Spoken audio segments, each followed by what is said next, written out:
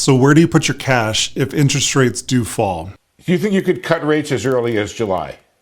Well, I think that would be my view, whether the committee would go along with it or not. But I think we are in the position that the data's good. For the first time in over 3 years, people are seeing the possibility of lower interest rates coming, which means you need to make a decision. Should I lock in higher rates now with a CD or keep my cash flexible in a high yield savings account? That question is front and center because high yield savings still look attractive. Axos Bank, for example, tops NerdWallet's June leaderboard at 4.66%, while the national average savings rate is a paltry 0.38%. Keeping money liquid has never paid this well in modern memory, yet CDs promise certainty that floating savings rates just can't. To understand which wins, start with inflation. The latest consumer price index shows prices up 2.4% over the past year. Any yield above 2.4% gives you a positive purchasing growth. So both a 4.5% CD and a top-tier savings account beat inflation today. A certificate of deposit is basically a handshake with a bank. You commit to leaving funds untouched for a set term, and the bank commits to a fixed annual percentage yield, and the FDIC or Federal Deposit Insurance Corporation covers you for up to $250,000 per depositor, per insured, and category. Now, if you break that handshake early, you pay a penalty, usually 90 days of interest on a CD that's 1 year or less. That penalty structure explains why CDs work best for your money when you're confident that you won't need it until maturity. High-yield savings accounts, on the other hand, trade that certainty for freedom. They're equally insured and withdrawable 24/7, but the APY floats at the bank's whim. Capital One's 360 Performance Savings, for instance, trimmed its rate from 3.9% to around 3.5% this quarter without warning, reminding savers that liquidity comes with rate risk. All it takes is one policy move from the Federal Reserve for banks to start shaving yields across the board.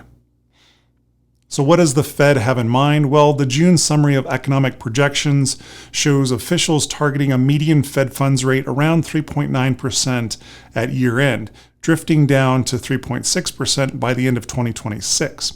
Futures traders are even more aggressive, and they're pricing in first rate cuts as early as September and at least 3 additional rate cuts by New Year's Eve. Those expectations are reinforced by lukewarm consumer spending data that has Wall Street betting the Fed will need to ease sooner rather than later. Exactly. Really interesting comments, by the way. First on what he says about policy and then the why on the policy. He sees a possible first cut in September. He maintains his outlook for 2 cuts this year, but he's adjustable on that. He says the tariff impact could be delayed or it could be less than expected and provides interesting reasons why both could be true. If and when rate cuts arrive, savings APYs historically fall within weeks, whereas a CD open today keeps its promised yield for the full term. So I think we've got room to bring it down, and then we can kind of see what happens with inflation. If it got really bad and people got very nervous, you could just pause. But I think we're in a good spot right now for talking about bringing the rate down. That urgency is why Bankrate's 1-year CD leaderboard still hovers near 4.5%, even as Treasury bills are starting to slide.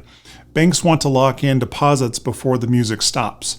Some credit unions go further, offering headline-grabbing 9% promotions, but balances are capped and terms are quirky, so read every disclosure closely. Bottom line, the window to capture 4+% is still open, but could slam shut very quickly. So how do you decide? A good rule is simple. Money you may need in the next 6 months stays liquid. Money you won't touch for at least a year can be locked. If you still can't choose, build a CD ladder. Split your cash into equal slices, perhaps 6-month, 12-month, 18-month, and a 24-month CDs, so something matures every 6 months. Investopedia calls laddering one of the smartest defenses against both falling and rising rates, because you always have an exit ramp and a chunk locked at yesterday's higher yield. Before we run the math, remember that not every CD forces you to surrender flexibility. Several online banks now offer so-called no-penalty CDs that let you withdraw early without a fee, but they trade that freedom for a slightly lower APY, usually 10 to 20 basis points below the top tier. If you think you might need the money yet still crave a guaranteed floor on your return, a no penalty CD can split that difference. Another hybrid is the barbell strategy. If you keep 3 to 6 months of expenses in a liquid savings bucket and shove the rest into the longest CD you can tolerate. That way you protect your emergency fund while locking in the highest rate for dollars you truly don't need until next year or beyond.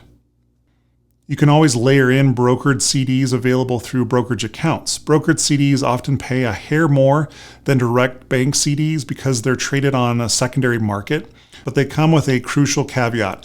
If you sell before maturity, the price can fluctuate with interest rates, meaning you might lose principal even though the issuing bank itself is covered by FDIC insurance. Unless you're comfortable monitoring bid-ask spreads and mark-to-market swings, stick with a plain vanilla bank CDs or credit union share certificates. Let's crunch some numbers. $25,000 in a one-year CD at 4.49% earns about $1,120 by next summer. Keep that cash in Axos at 4.66%, and if the rate miraculously holds, you'd clear about $1,165. But if the Fed cuts rates by 50 basis points in September, your savings yield could slide to roughly 4.16%, trimming interest to around $1,000 before any additional cuts. The CD's fixed rate suddenly looks a lot better. Now consider the cost of bailing out early. Cashing out that CD after 6 months would trigger a 90-day interest penalty of roughly $280, leaving you with about $280 net interest for a half a year. Still far better than the typical checking account. Knowing the penalty ahead of time prevents surprises. Remember taxes. CD and savings interest both land on Schedule B as ordinary income. In a 24% federal tax bracket, a 4.5% nominal yield nets about 3.4% after tax. Subtract the latest 2.4% for inflation reading, and your real after-tax gain is roughly 1%. Small but positive and risk-free. Here's a 5-step checklist. First, label every dollar emergency, vacation, home down payment. Second, confirm FDIC or NCUA insurance and stay under the coverage caps. Third, comparison shop rates weekly on trusted aggregators like Bankrate or NerdWallet. Fourth, read the penalty clause before clicking open. Fifth, revisit the ladder every time a rung matures so you can capture fresh rates and keep that cash free. To wrap up, lock what you know that you won't need, keep what you might need, and act before the 4+% yields go away. Market odds favor lower rates within months, and banks can cut savings yields faster than you can say FOMC. I've got a quick question for you. What do these years have in common? 2000, 2001, 2008, and 2020. Each one of these years had a rise in revenge savings. I'd recommend watching this video next to learn why 2025 is following the same pattern. Thanks again for watching, and have a great day.